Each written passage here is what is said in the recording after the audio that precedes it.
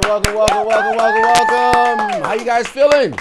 Baby, I'm tired. But we're gonna make it work. How you feeling, John? I'm feeling good. All right, let's talk about it, Carolina. What we got? Baby, welcome back to Houston Soccer HQ. I'm Carolina Sanchez. And I'm Anthony Antoine. We have a special guest here today because we are less than away from the FIFA World Cup and the games taking place here in Houston, Texas, one of the many sites, 3 different sites that's going to be happening.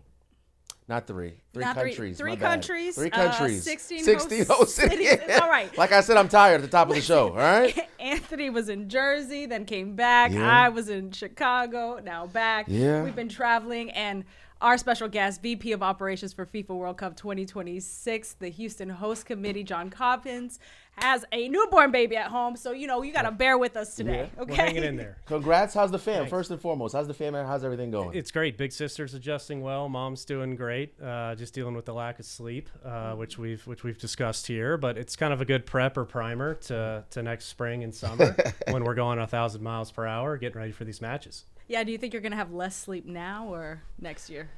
Probably next year, honestly, because I'll be worrying. Right now, it's just you got to get up and feed the baby, right? You're not really worried. It's just routine, and next summer it's going to be the excitement and thinking of all the things that we have to get ready for, or the things we've been getting ready for that we have to go execute. So it's a good type of excitement, though. If you work in the sporting event world, it's what you get up for. All right, so you got the dad thing down. You're doing that well. Now we got the World Cup coming up here in Houston. Kind of give us what's under your umbrella exactly. What's your role with the host committee? Yeah, so helping drive planning and strategy across a few different areas: safety and security, transportation, stadium operations, volunteer program, 3 or 4 other ones. But very fortunate, I'm one person on an extended team of very talented and experienced individuals. So across all those areas, as you guys have met Tommy Calabro before, we have subject matter experts that are helping lead the planning efforts. My job more to translate the information from FIFA, requirements from FIFA, and make sure our local team is ready to go out and get this done. Baby, that is a lot. That is a lot. That is a lot. I mean, talking with Tommy about safety and security, I mean, we spent a long time discussing that with him, but you have that. You also have transportation. You also have volunteer. I mean, you aren't going to sleep next year.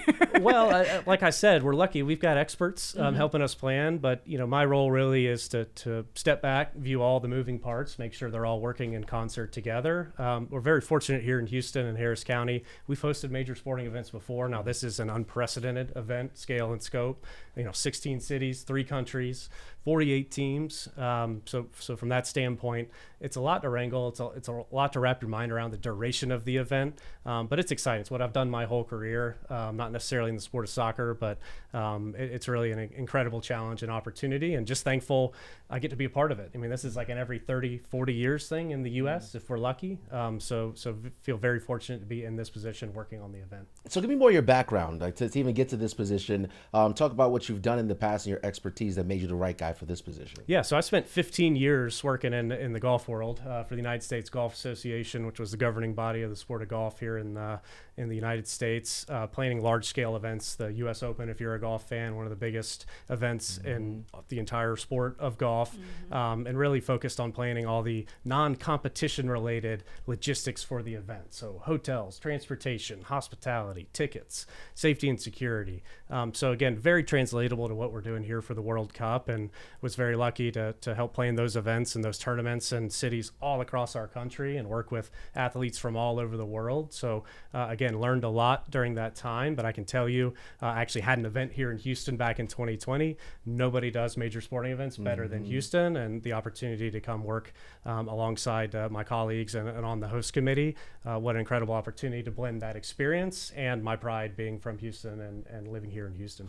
And so how's your fandom with soccer? Obviously a golf fan after so many years working Yeah, there, so peaks and valleys in the sport of soccer, right? Okay. I had a close colleague, actually a roommate back in my early days who was a former professional soccer player. So we were fighting for the remote most Saturday mornings. I wanted to put on college football. He wanted to watch Premier League matches. So I'm a fan. I'm plugged in. I actually like my alma mater, Florida State University. The women's soccer team there is exceptional. They've won a couple national titles in the last 10 years. But I stay plugged in. But I think anybody who works in sports would tell you, sometimes when you get home from work, you're not racing to go watch sports, right? You're going to do something else. I don't know if you guys go home and watch news, but oh, absolutely not. yeah, I figured because we have That's the last to. thing. Because we have to. Only because we have to be educated, right? Wait, you're doing that?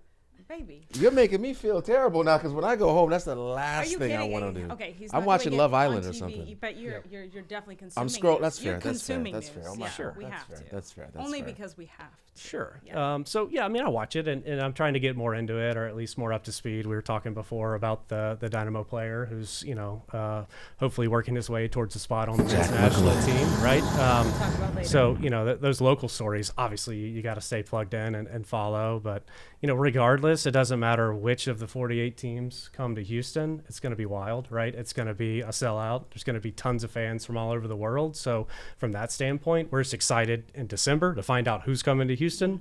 But we know we're going to put on a good show when they get here. And anybody we've talked to, right? And we've always heard word that FIFA has really, looked at Houston as a great place to come and host, be a host city. Kind of tell us where we're at right now from your standpoint, because we're less than a year away. So is everything on track from your standpoint? Yeah, I would say across the board, we really don't see any major hurdles or challenges between us and success here in Houston.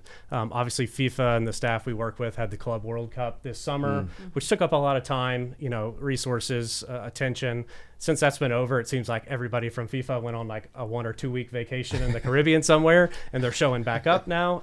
And it's full steam ahead for World Cup planning ahead of next June and July. So we feel like we're in a really good spot. There's a lot of work to do. But again, we haven't really waited around for FIFA or anyone else to tell us, hey, go plan this, that, or the other.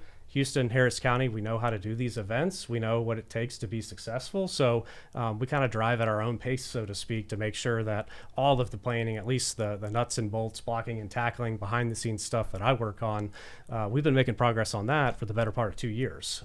So we're getting close to the point where those plans get signed, sealed, approved, and it turns into actual operations and execution of the event. So we have some time between now and June, but really, as you guys have seen, it's already starting to ramp up, and it's going to be significantly faster pace come January 1st. Yeah, I mean, I have to ask about the one that everyone complains about with this city, which is transportation. Sure. Public transportation. We trying to make it, like other major cities, but our roadways, everybody talks about the congestion. Sure. So with the world bringing itself here to Houston, how are we preparing for that? How do we make it successful? I think the good news is the majority of the fan bases that we're going to see come to Houston, they're not looking to rent a car the second they get in town. We're used to that, right? We go travel to another city. Am I going to Uber? Am I going to rent a car? Public transit? I think the majority of folks and fan bases we can see here in Houston, they're going to be looking for public transit. So our partners at Metro are a key stakeholder in making sure the city is ready for this event, whether it's bus service, ramped up bus service from Hobby or Bush. And then also the red line and purple lines. The purple line on Metro Light Rail with service to Edo, where FanFest will be for 34 days. And then the red line really is a great connector between downtown Houston and NRG Park. You guys know, Houston Livestock and Rodeo, Texans games, you can get down to NRG Park using that red line. So we're anticipating a lot of fans coming in, looking for those public transit services to get around, hopefully not adding a crazy amount of cars to the roadways. That said, there's going to be traffic. We're not going to fix traffic because the World Cup's in town, but I will say, don't be LA delusional. Why No, not, let's not John? be delusional. Like we gotta.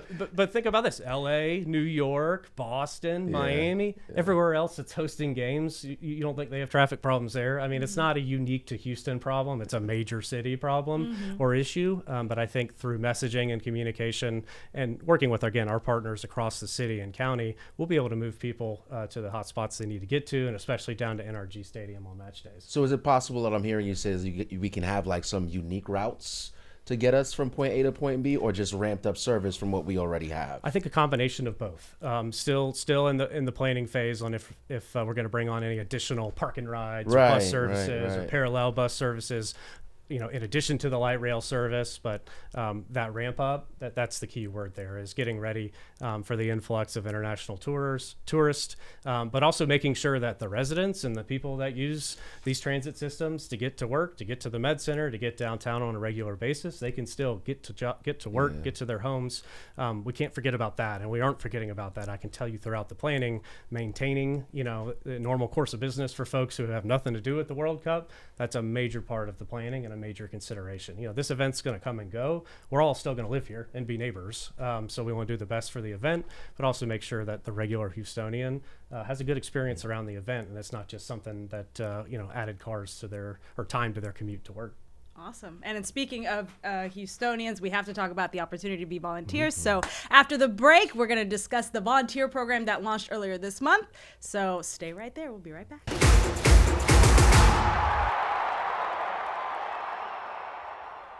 All right. Okay.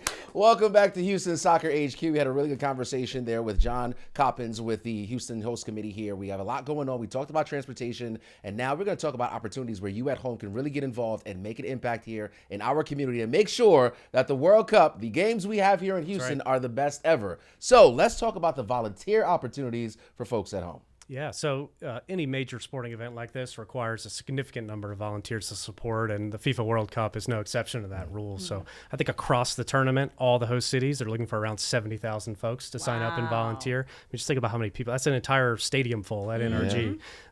Here in Houston, our number is 5,200.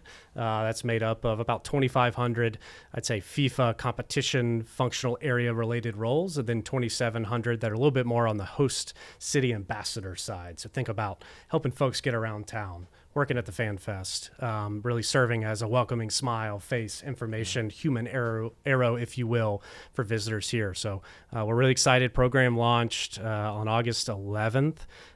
We've seen an overwhelming response. I mean, FIFA has across the board. It actually crashed their website where they were signing folks up, but we've got a significant number signed up, interested here in Houston. But that's just the first step. It's really an 8-month process. There's an in-person interview. There's a personality assessment. You got to come get sized up for your volunteer uniform.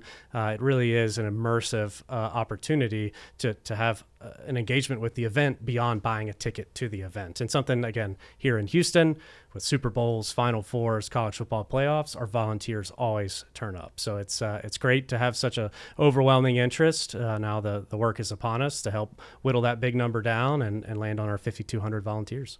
And that's so small. I mean, this is something that's going to be weeks long, but these volunteers will be working throughout the entire tournament, not just like one weekend or a couple of days, right? Yeah, we even have some shifts and roles that'll start this October, November, and December interviewing the other prospective volunteers at the Volunteer Center. So yeah, it's a major time commitment. The good news is it's free to volunteer. There's no fee associated with it. You just have to volunteer your time. And the perks are pretty cool. I mentioned the uniform package. It's 10 pieces put together by Adidas, FIFA's official partner, apparel partner, bucket hat, jumpsuits, shoes, socks, like to the nines Adidas gear, custom for the volunteer program, meals on your shift and access that you just don't get if you're buying a ticket to the match. So pre-match ceremonies, right? You guys watch enough international soccer, fireworks, big giant flags. Imagine being down on that pitch when, two of the best teams in the world or the best players in the world are just right there. So it really is an incredible way to engage with the event. We're lucky here, again, to have such a committed base, but I'm excited to see, again, for a once every 30, 40 year event, how many people maybe have never volunteered for an event, but they're big soccer fans, they're passionate about the sport, and they're passionate about their community. Blend all that together, and I think we're going to have an incredible contingent of volunteers, and really you couldn't do the event without them. I mean, when you look at the number of volunteers it takes compared to staff, the volunteer number is much bigger, and it really does require those man hours to pull off a successful event. I got to ask, when you guys are going through, you had such a huge response from folks that applied. You got to whittle that down to about over 5,000. Why was it important to have like a personality assessment and kind of figure out like the right person for the right job to be the best fit? Because that's interesting to me. It's exactly that, and it's not something you traditionally hear for a volunteer role, right? It's like, hey, I'm free. Okay, you can come volunteer.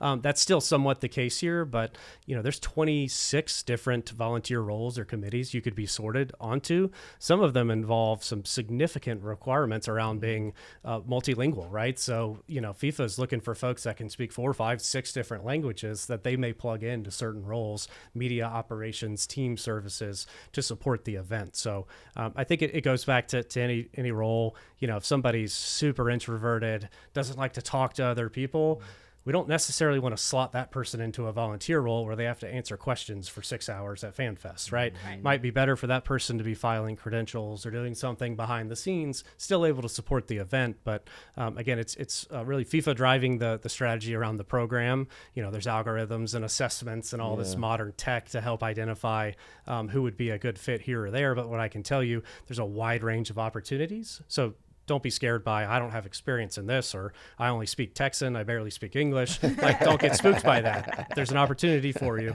Yep. Okay, so first of all, are there still openings? Like, can people still apply? Yep. And can they, say, like, I would rather be plugged into this spot? So you can still apply. Okay. I would encourage folks to sign up as soon as possible. FIFA.com, follow the links to the volunteer page. Again, it lives on FIFA's website. I don't think it's going to close anytime soon. I mean, you need to build a big number. You have to factor for attrition, right? Like, people are going to move. Yeah. People's availability is going to change. Their interest is going to change. I would say get your application in by the end of September, though, just to get your spot in line, because we've seen such an overwhelming response. And yes, through the application process, it's fairly lengthy. I mean, it's about a 15-minute online form. Ask for a lot of information, one of which is, what are your committee preferences? So that's where you get to go in and say, I want to do pre-match ceremonies, or I want to be a host city ambassador, and that helps drive your ultimate placement. So that information compiled with the personality assessment and the in-person interview, that then spits out, okay, we think you're going to be a great fit on X committee, and you go from there. And some folks got to keep an eye out, because you said October is when some folks might already be in positions. That in positions to be interviewed, right? Yeah. So if you were one of those first individuals to jump on August 11th and sign up, starting in October at the Post Houston, if you guys are familiar, downtown, we're actually standing up a 15,000 square foot volunteer center. It'll really be the headquarter for volunteer operations from October through the end of the event. And in that location, FIFA's building out an incredible immersive experience. It's going to look and feel like everything World Cup. That's where those one-on-one interviews will take place. So we'll actually bring in groups of 30 or 40 at a time. You'll go through that process, get size for your uniform, and then ultimately, take that next step in the process. Amazing. Okay. So y'all already know you have to go to FIFA, find the volunteer links, sign up, and maybe you will be part of this amazing tournament that's coming to Houston. But we have the host cities coming here next month. That's right. What's going on, baby? So we're excited. FIFA selected Houston to host its typically quarterly. They skipped the last few ones, but it's quarterly all host cities workshop. So all 16 host cities across the U.S., Canada, and Mexico convene to hear from FIFA and have strategic breakout sessions. It's really kind of the core of who's planning this thing, and FIFA approached us and wanted to bring it to Houston. Again, I think it's a testament to our relationship with FIFA. Yeah, and that part. Their trust in us. Anyone who wants to come to Houston in the middle of hurricane season, September, you have to really love somebody to travel here then. So again, fingers crossed. Shout out to all the meteorologists. We can make sure we have a nice sunny week, maybe a little early fall. Yeah, we can do that. Weather. See what we can do. We'll talk to JD, Mike, everybody Mike? else. Yeah, but yeah. So representatives from all those cities will be here for planning meetings with FIFA. Also have a safety and security workshop runs parallel to that. So we're excited. They've had this in Miami a couple times, where FIFA's World Cup office is headquartered.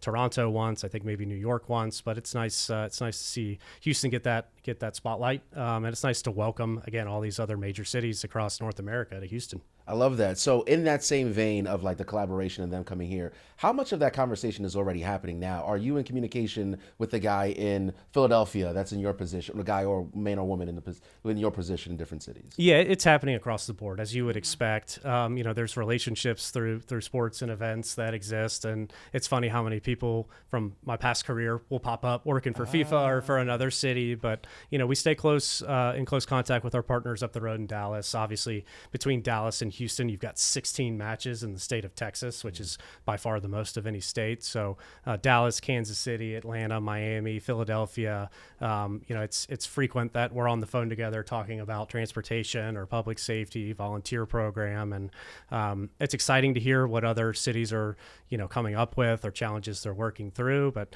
I can tell you we're trying to plan the best event for Houston and for Harris County. And we know if we do that, we'll shine, right? And we'll shine above those other cities. We're a little competitive, and I know you guys are too. Yeah, just a little bit. Just a little. So we want our city and our county to represent, and it's an incredible opportunity. This is a global city, but honestly, within the sport of soccer or in Zurich, Switzerland, where FIFA's headquartered, they didn't know much about Houston before they picked it. So it's an incredible audience to get to. We're talking about 200 million people per match in Houston, and we've got 7 matches that are going to be tuned in and watching. So really a great opportunity for our city and county to put on its best effort and show out. All right, John, before we go, we'd be happy to have any countries be represented here for those 7 matches. Anybody you're looking forward to watching? Houston's such a global and diverse city. But it's hard not to look at maybe a Central or South American country, look at the population demographics and try and say, boy, if that team came here, convenient flight, or we just have a bunch of folks here that, were originally from there, cheer for that team. I think it'd be really fun just energy wise to get one of those big Central or South American teams, but hard to argue against the European powers, right? I mean, if England or Spain or France or Italy's coming here, it doesn't matter where on the globe that game is, their fans are going to show up. And so I can't play favorites. We'll be excited for whoever we get. Just hoping for a safe event and a fun event, and know we're going to deliver that. John, you're the man. Thanks. We appreciate you. That was a good conversation, right? That was good. You'll have to come back, hopefully, when you're a little bit more rested, but not when you're completely losing sleep next year. We're good. I'll come back anytime. Appreciate y'all's interest. And again, we're excited and couldn't do it without folks like yourselves. So thank you. Right. Let's take a quick commercial break, and we'll be right back with more Houston Soccer HQ.